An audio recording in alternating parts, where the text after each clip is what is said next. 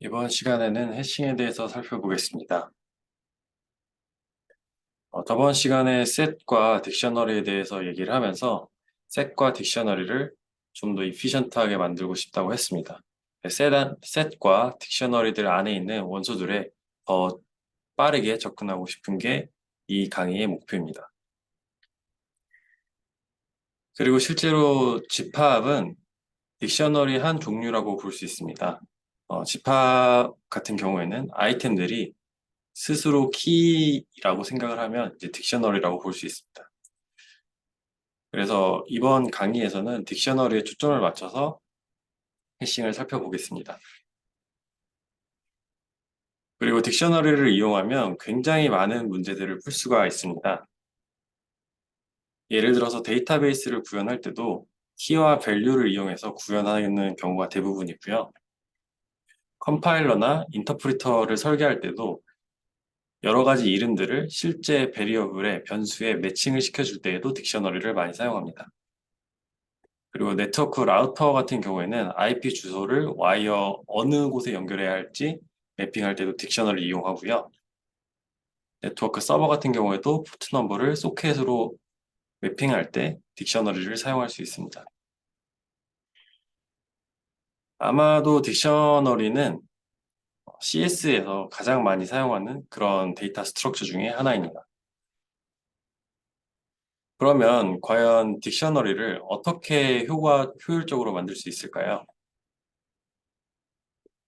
아래의 오퍼레이션들을 O1 안에 수행할 수 있도록 효율성을 향상시키는 것이 목적입니다. 첫 번째로 어떠한 키 K를 갖는 아이템을 찾는 이 find 오퍼레이션을 O1에 수행하고 싶습니다.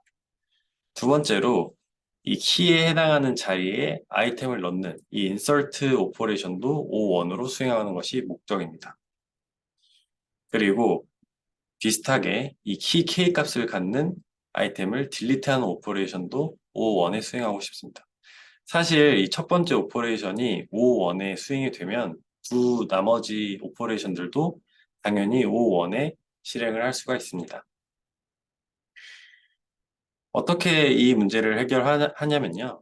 랜덤 액세스 메모리라는 것을 이용해서 해결합니다. 램이라고도 불리는 건데요. 만약에 어떤 아이템의 어드레스를 우리가 알고 있다면, 주소값을 알고 있다면 이 아이템에 접근하는 것은 컨스탄트 타임에 접근을 할 수가 있습니다. 이게 랜덤 액세스 메모리의 설계 방식이기 때문이죠. 그래서 우리는 랜덤 액세스 메모리 하드웨어 방식을 사용해서 이 세 가지 작업들을 O1에 수행할 수 있습니다.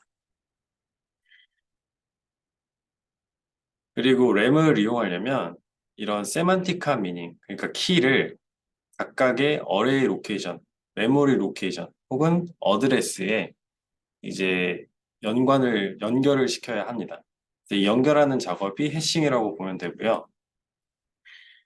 그런데 그냥 나이브하게 램을 사용해서 딕셔너리를 구현하면 두 가지 문제가 생길 수 있습니다. 첫 번째는 키는 이제 어떤 오브젝트도 될 수 있기 때문에 어, 이 수많은 키 오브젝트들을 어떻게 메모리 로케이션에 연결을 시킬 수 있을까 하는 문제가 하나 있고요. 두 번째 문제는 이 파서블한 키가 이 어떤 오브젝트라도 메모리 로케이션에 매핑을 해야 되기 때문에 이 파서블 키의 레인지가 굉장히 큽니다. 예를 들어서 2의 만생이라고 했는데 사실 오브젝트 종류는 인피니트하기 때문에 2의 인피니싱이라고 할 수도 있습니다. 그래서 굉장히 많은 메모리 스페이스가 필요하다는 그런 문제가 생깁니다.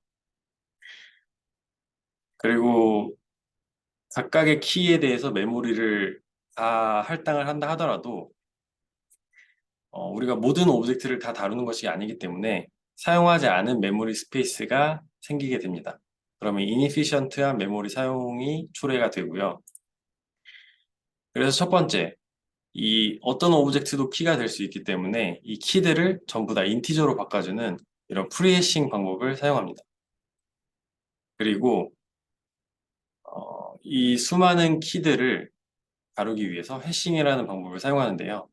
해싱은 이 space of all keys, 그러니까 키들이 가질 수 있는 모든 스페이스를 이제 좀 더 다룰 수 있는 reasonable한 사이즈인 m으로 줄여주는 것을 해싱이라고 합니다. 그리고 키가 될 수 있는 모든 값들을 포함하는 스페이스를 우리는 U라고 명명합니다. 그럼 이제 해싱이 뭔지 좀 픽토리얼하게 살펴볼 텐데요. 아까 전에 키가 될 수 있는 인티저 값들은 0부터 U1이라고 했습니다.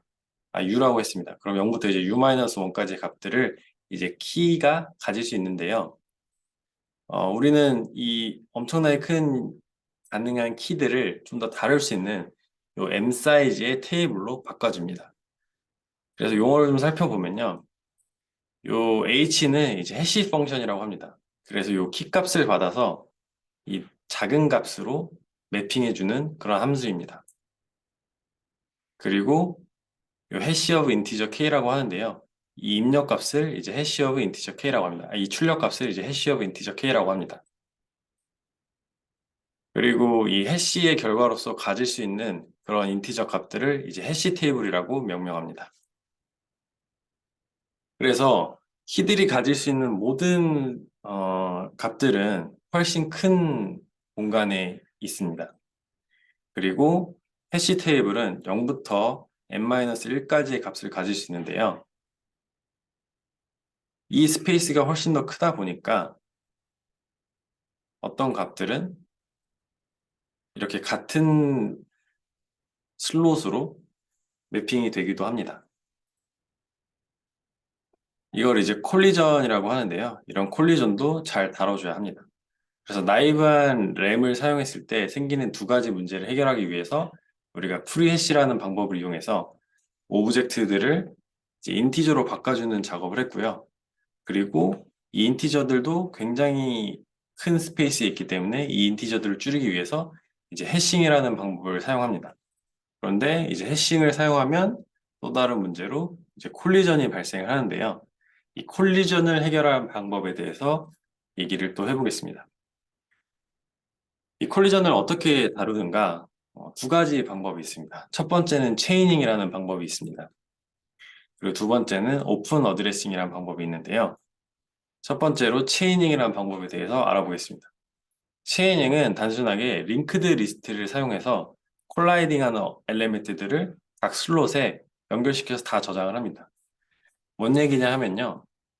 예를 들어서 이렇게 세 가지 오브젝트들이 같은 해시 테이블에 매핑이 되면 여기에다 이 세 가지를 링크드 리스트를 이용해서 다 넣어줍니다. 그래서 key 1, key 2, key 3, key 4를 이런 식으로 링크드 리스트에 저장을 하면 이 콜라이딩 하는 문제를 해결할 수 있습니다. K1, K2, K4는 전부 다 같은 해시 값을 갖는 거죠. 그리고 여기 이제 링크드 리스트의 노드를 보면 두 자리가 있는데요. 정확하게 세 자리죠. 첫 번째 자리는 이제 next element 노드를 가리키는 값이고 두 번째 값은 키를 저장하고 이 세 번째 자리는 value를 저장합니다. 딕셔너리이기 때문에 이제 키와 value를 저장해야 하는 것이죠. 그래서 K1, K2, K4를 해시 펑션에 넣었을 때 전부 다 같은 값이 나오고 같은 메모리 슬롯에 매핑이 됩니다. 그리고 여기에 요 세 오브젝트들을 전부 다 링크드 리스트를 이용해서 저장합니다. 이게 체이닝이라는 방법을 이용해서 콜리전을 해결하는 방법입니다. 그리고 다른 오브젝트는 다른 메모리 슬롯에 매핑이 되겠죠? 이 방법을 한번 구현해 보도록 하겠습니다.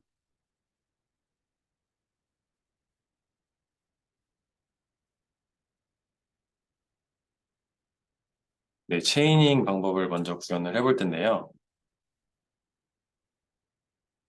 체이닝을 구현하기에 앞서서 일단 노드 클래스를 정의를 해야 됩니다. 우리가 링크드 리스트를 이용해서 콜라이딩 하는 오브젝트 엘리멘트들을 저장할 거기 때문이죠. 그래서 우리가 노드 클래스는 여태까지 여러 번 봤는데요. 키와 밸류, 그리고 넥스트 오브젝트를 넥스트 애트리뷰트들을 이렇게 정의해 줍니다. 이거는 많이 봤던 코드이기 때문에 굉장히 간단할 겁니다. 그리고 우리가 해시 펑션이라는 것도 정의를 해야 하는데요. 이제 키가 들어오면 이 키를 어떤 조그만 스페이스로 넘겨줘야 되는데 여기서는 그냥 굉장히 간단한 100으로 나눈 나머지를 해시라고 하겠습니다. 그리고 일단 뒤에 수업에서 수업 뒷부분에서 요 해시 펑션을 좀 더 효과적이고 효율적으로 만드는 방법에 대해서도 살펴보겠습니다. 그러면 이제 우리가 딕셔너리를 구현할 수 있는데요.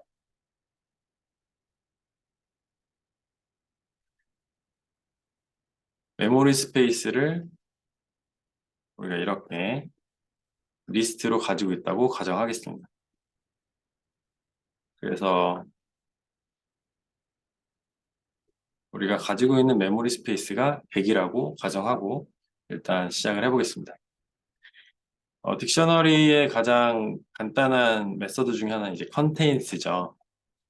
그래서 이 키 값이 과연 이 딕셔너리 안에 있는가 없는가 하는 건데요.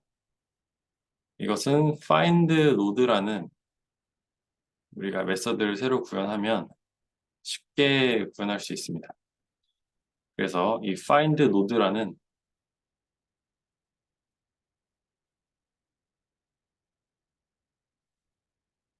메서드를 한번 구현해 보겠습니다. 먼저 이 find load를 하기 전에 이 각 노드가 메모리 스페이스에 어떤 위치에 있는지 찾아야겠죠. 그리고 그 값은 해시 값을 이용해서 찾는다고 했습니다. 그래서 이 좌표, 그러니까 메모리 로케이션이라고 할 수 있겠죠. 이 메모리 로케이션은 해시 함수를 이용해서 구해줍니다. 그리고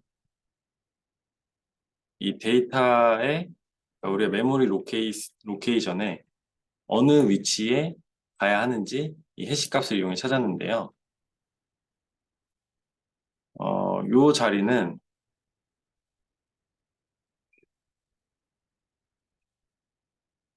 메모리 로케이션 i에 들어있는 링크드 리스트의 헤드 노드겠죠.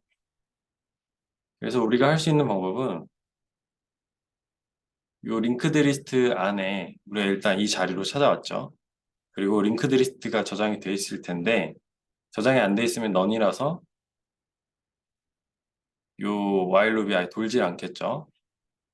그래서 이 링크드 리스트를 돌면서 각각의 저장되어 있는 키들이 내가 지금 찾고 있는 키와 일치하는지 확인합니다.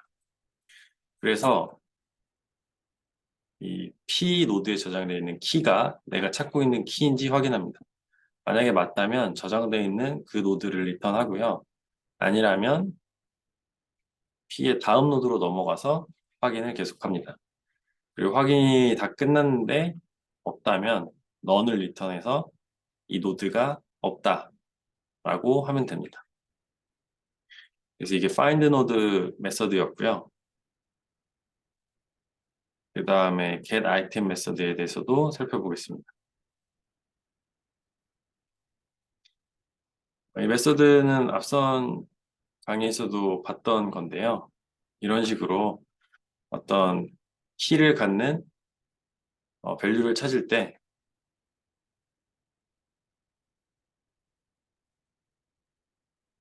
이 키 K를 갖고 있는 아이템을 찾아주는 그런 함수입니다. 그래서 이 P는 우리 앞에서 구현한 find node라는 함수를 이용해서 찾아줄 수가 있고요. 만약에 P가 none이 아니라면 P의 value를 리턴 해주면 되고요. 아니라면 value 에러를 발생시킬 수 있습니다. 그리고 우리가 키와 value를 주어졌을 때